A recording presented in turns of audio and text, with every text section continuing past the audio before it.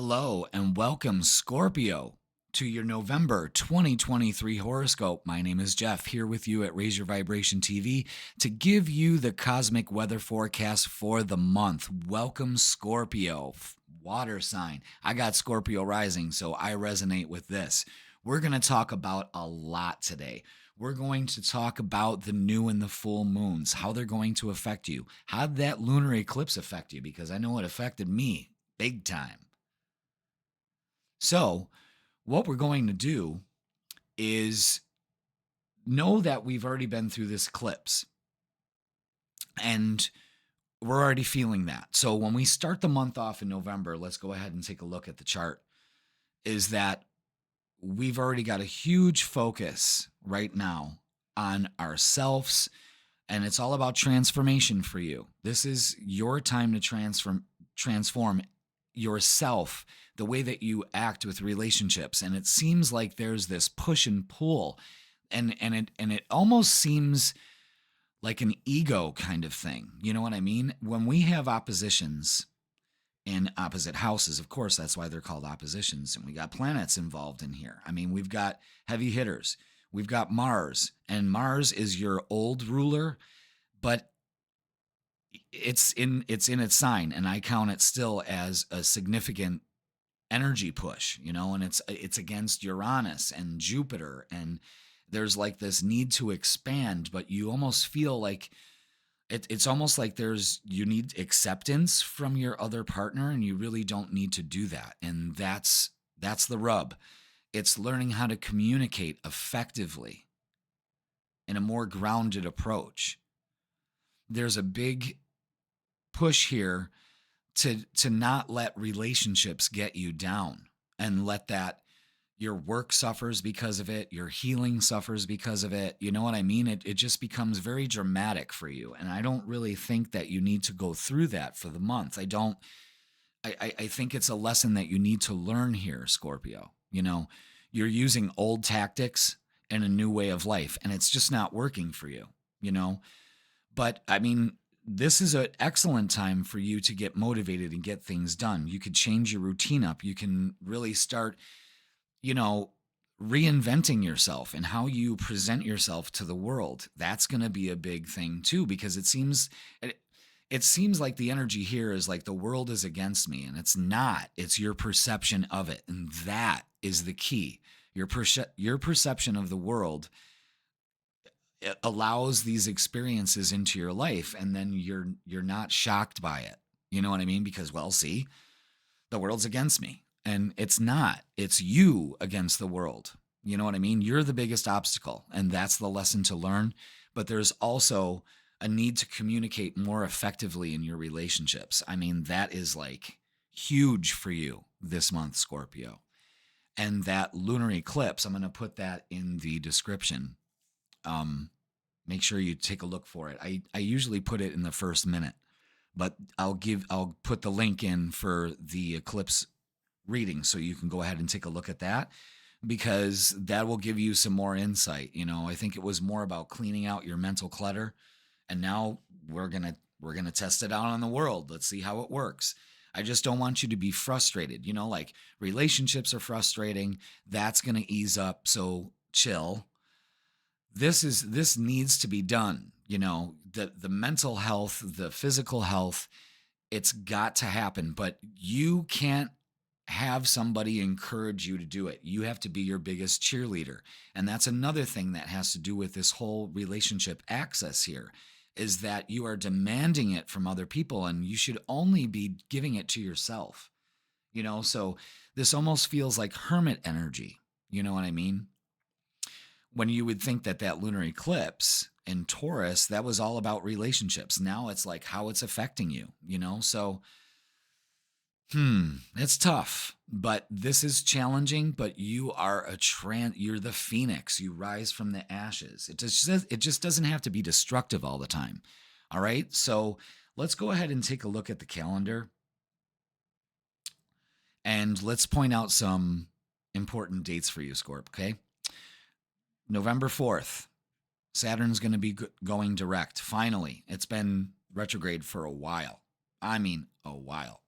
The moon's going to be in your sign on the 6th. I just want to point that out. So that would be a good time for communicating effectively with all these trines here with these major planets. Very good. I wouldn't do it the first week, that's for sure. The 8th, Venus, the planet of love, is going to be moving into Libra. So things will feel more balanced in your relationship. See, as the month progresses, Scorpio, this is going to benefit you very well. Oh, I'm sorry. I made a boo boo there. That's Virgo. Hello, astrologer. We'll get to the moon in your sign over here. Mercury, the planet of communication, is going into Sagittarius on the 10th, and it's going to be square Saturn too. So again, let's hold off on the conversations, have them earlier in the week instead of the end. But the moon's going to be in your sign, although Mars is still opposite Uranus here. So, take it easy. Because, like, on the world stage, you're going to be hearing a lot of news the 10th, the 11th, the 12th, leading up to the new moon in your sign, Scorpio. So, congratulations. This is a new beginning for you. Although the sun's going to be opposite Uranus. So, there's going to be like a shakeup, or it could be a sudden realization. This new moon is going to be taking place in your first house. So, there we are. A whole new you is able to come out of this. And I would practice gratitude because all these Venus aspects are, there's some good ones happening here. So the flow of love continues through the month and it gets a little heavier, but that's what you need to do. I've been suggesting to everybody at this new moon to start practicing gratitude and saying, thank you for my beautiful life. Thank you for everyone and everything in my life, Go down to the simplest thing, like thank you for the cup of coffee I gave myself today. Thank you for the kind words I say to myself. It's a gratitude practice that you can start early in the morning and also do at night. And it can shift your energy. And when you put yourself in that gratitude vibe, you link up to that universal vibe and you get more things to be grateful for. Okay? Because we have on the 22nd, the sun is moving into Sagittarius. That is a very jovial, good time, a very heady, action-orientated sign.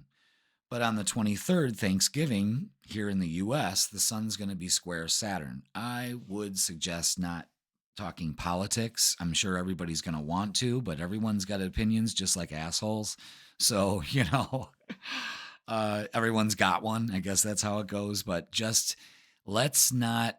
Yeah, I would lay low this weekend. I mean, it's going to be some heavy energy leading up to that full moon. You'll definitely feel it. But yeah, I would just make it a good time. Be grateful that you're able to celebrate with these people, good or bad. You know what I mean? And if they're that bad, why the fuck are you there? And then on the 24th, Black Friday in the US, I don't even know if anyone still does that stuff. But we've got Mars moving into Sagittarius also. So it's Sagittarius season. It's a good feeling time. Rise above that. Don't let the weightiness and the anger and stuff. You don't need to get angry. Angry is a choice. Just remember that. Then on the 25th, Mars is going to be square Saturn. I mean, yay. Just lay low. Watch driving. Be careful of travel. All right. And then we finish out the month on the 27th with a full moon illuminating things in the sign of Gemini, 4 degrees. So this is going to be happening in your 8th house. So this is going to be about maybe dialing down your debt, maybe getting another job, looking at other sources of income for you. You could receive a loan or a mutual gift or something like that. But there's going to be a shift to your finances. And again, don't be in a lack mentality. Let the universe flow through you. Acclaim your abundance. Allow abundance to flow through you. And with that 8th house, you can do a lot of healing mentally, physically, and spiritually at that time. And it will bring to light some of those things that seemed pretty burdensome around this time. You know what I mean? So, we've covered it all here, Scorpio. That new moon for you is really important. I would really set some time aside to reinvent yourself. Treat yourself to some things. Be grateful for you. Start inward and it will flow outward. If you love the world that you live in, the world will love you back, you know? And it's all about transformation. This is, it's always around this time, it's your time, you know? And this is when you can really start going with the flow instead of fighting it. That's the big thing, is not fighting the flow and just accepting some things and letting them go. And come to a place of realization that you don't need to prove yourself. You don't need to hammer in the facts to anybody. You can just look at this in a new breath, especially about your relationships. It's all about relationships for you this month, Scorpio. So just remember that, good or bad. Close those doors if you have to. If the energy's not reciprocated, pull it back, because you're giving this energy freely and it depletes you if it's not reciprocated. So just be aware of that. I'm putting energy into something that's not paying off. So I'm going to pull back and then refocus it into something much higher vibed for you. And that's what it's all about in the end, Scorpio. All right. So thank you so much for watching. That's going to do it for November. Please like, share, comment, and subscribe. Don't forget to watch your tarot reading. Hit the bell notification so you can know when that's posted for you. I'll have that up soon. And again, it's all about transformation, Scorpio. You got this. Focus on those relationships. Let go of the ones that no longer serve you and kill it this month. All right, Scorpio, thank you so much and have a great month. Thank you.